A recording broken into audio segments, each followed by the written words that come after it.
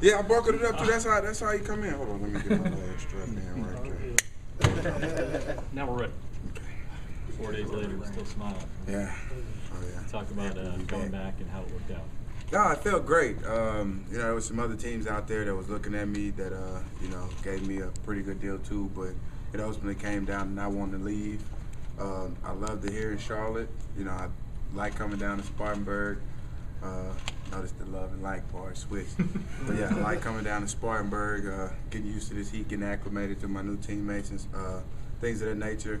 It's fun here. There's no reason for me to nowhere to go. I mean, a lot of people was talking about we didn't have players here. We went 2-14 last year, but if you looked at the top free agents, we had some of the top free agents in the league. Almost at every position that we had out there. So, that was a strong indication that we have players, and that was one of the reasons that led me back. DeAngelo Jordan was just in here talking about how sort of the depths of the end of last season he called Mr. Richardson and sort of asked what the plan was, and basically he laid it out then what he did this past week. So Jordan called me on his phone? That's what I made it sound like. Just curious. Pretty gutsy, huh? Yeah, I know, right? Just curious. I mean, I'm assuming you heard those sorts of assurances from the Panthers also, but did you ever think it would be to the degree that they acted this past week with so many contracts, with so many important guys? Well, I mean, I was told that it was going to be crazy. From what I heard, we was $70+ million under the salary cap the year before. So when everybody was saying that it'll be crazy once the lockout was lifted and free agency ensued, there was going to be a lot of cuts and a lot of trades and a lot of contracts signed. I didn't know it would be at this magnitude, but I mean, I think it worked out for us. We signed some tight ends there. We got Cam. We made some other moves. We got some other guys in here, and I don't think it's done yet because it's still a long camp, and there's players that are going to get hurt. There's players that's going to excel at certain positions of that nature. I mean, we still haven't put on pads yet. So, with that being said, you never know what it holds for us down the road. I know one thing: we're not going to be the team that we were last year. We all have that bitter taste in our mouth, and we want to get it out. What does it do for you to say that? To say we're not going to be the team that it was last year? I mean, there's got to be a sense of optimistic for everybody. Oh yeah, it is. I mean, we're all different. I've always been told, and I always use it as my motto. The only thing that's permanent in life is change, and that's what we're striving for.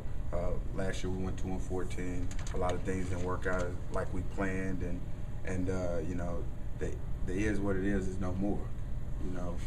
It's, it's time to go. It's time to get it in. Everybody just did. Like, this side laughed. This side over here didn't really catch that. Oh, I caught it. Okay. Yeah, it was. So we gotta buckle our chin straps up. We gotta go out and we gotta get it in, so to speak. What's been your impression of your first impressions, early impressions of the new offensive scheme, the playbook? I like it. The number system, West Coast. I had my first taste of it at the Senior Bowl, coming out of college with North Turner. So I had a little exposure to it, but I like it. It's the running backs all over the offense, which is pretty cool. I get to utilize my hands this year and possibly throw some balls in practice. I'm not gonna press myself in the game. You gotta crawl before you walk. So I probably can possibly throw the ball this year. Are you ready to practice instead of sit out these? Yeah, I know. I am. I'm ready to practice, but we got to follow the rules. I'm a law-abiding citizen, so with that, y'all laughing. I don't speed or anything. All right, but I try to follow the rules. But once we're lifted and everything's done, it's for our protection and the owner's protections as well. So once that's lifted, we can get the ball rolling. Me and Greg, we was sitting back talking. Greg Olson, cleaning it up. We was just talking about when he was playing for the Bears last year and their scheme against us and stuff like that. And he was talking about he had a little exposure to this offense, how he liked it, and Shock was talking about the same thing. And they got me excited just talking about the offense. And then we got some tight ends to stretch the field this year. So we're definitely excited. Wide receivers, tight end, and running backs, let's go. Yeah, there's almost like a new energy. You know, we were talking about it. We've been locked out for 4.5 months, it feels like, okay? We've had time to rest the bodies. We hadn't been doing anything. We hadn't had time to burn out. So everybody's raring to go. You know, everybody want to prove themselves on the field. I think this year is going to be that year where you either can play and make plays or you'll be exposed. I mean, you'll know throughout training camp who did something in their break time, who takes football serious. And I think that's what it is. Everybody's trying to show that you know, they took it serious in the offseason, that we took it upon ourselves to be in shape and to be ready when we got back out here. And that's what we're showing. I'm sorry, have we seen the best of your career yet? Has that come yet? No, I couldn't say yeah anyway. No.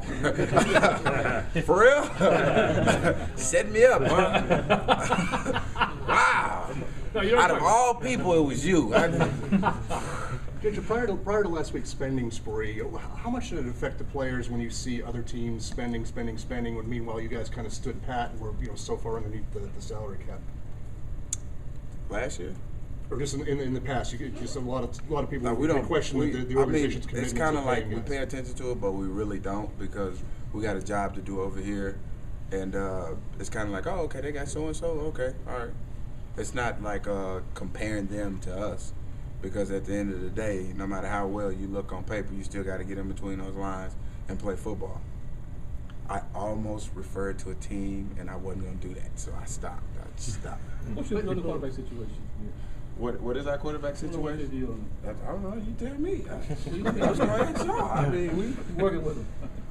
we're working with them. They just hand us the ball off. They hand the ball off both the same to me. You know, one may be a little higher, one may be a little lower because of the height difference, but other than that, they're about the same. Yeah, but if you're going to be throwing the ball, now you can get your tips from them. I Who get mine throws from Joe Montana highlight films. There you That's where I get my tips from. I figure, you know, if you're gonna look like a pro, act like a pro, throw like a pro, you might as well learn from one. And you know, I think, you know, Joe Montana is a good one to look at. I don't think I quite have his height, but you know, I think I can mimic his arm movements. Yeah. Do you think it helps to have a coach who's out there saying, I'm excited, this is my first time? It seems like, in your words, you guys have a lot to say. We're excited. We want to prove that we can do what we can do. Does it help the overall scheme of the team? It does. It does. It does. And again, he's a defensive coach. No matter how he says, you know, his team is for the offense and the defense. You know, you gotta show a little love to the defense being on that side. And the best part about him is, there's no disrespect to all the other coaches, but he's a player's coach. So he knows what we're going through, how our legs are feeling, how it feels to be in training camp, because he's did it before. So he kind of knows our body in terms of his. And I wouldn't dare say the game has changed since he played than we played, because he's the head coach. He might run us a little bit more. Hey, DeAngelo, just that whole interaction between players and coaches, can you describe kind of what has to happen as the coach gets to know the players, vice versa, who you can trust in certain situations, and how you should be able to trust everybody. Yeah. I mean, if you're going through training camp, I mean, the coaches believe in us enough to have us here. They meticulously go through and they look at these players. They have depth charts. They have boards that they want players here, they want players there. So they strategically put the players that they have here now together to run this offense. So we definitely, if they believe in us, we have no choice but to believe in them and do what they want us to do on the football field. When was the first time you met Rivera? Was it When they lifted the lockout for like one day? Okay, I met him then. back in April? Yeah. What'd you think? I liked him. He's cool, man. I watched a couple, you know, highlights of him on YouTube and checked him out, and I checked out Coach Settle's. Whenever y'all get a chance, check out Coach Settle's Diet Coke commercial. If y'all want to laugh, check out his Diet Coke commercial. So, you know, with all the outlets that we have now, like if you want to do like a background check on anybody, I mean, all you got to do is go to the internet and look those things up, and, you know, you see some funny stuff. I'm sure a lot of guys wouldn't mind to have the first few days off of training camp, but for you and the guys who can't go until August 4th because you're coming off a lockout, does that change? Do you really want to get out there more? We really want to get out there, especially with a new offensive system, you know, getting the steps down, different footwork, different terminology. I mean, everything's the same when it all boils down. It's still football, but you want to get to know the terminology. And it's tougher and you're behind the 8 ball when you're sitting on the sideline and you're taking mental reps because you kind of want to be in there and get the muscle memory down. What do you feel this year is going to be better than next year? Why do I feel this year is going to be better than next year? Because we were 2-14 last year, and winning one game more would mean we were better than last year. But it's just a mindset. I mean, being off, going 2-14 and then being locked out, not being able to be around your teammates to get a feel for everything. I mean, you don't want to be in that position ever again.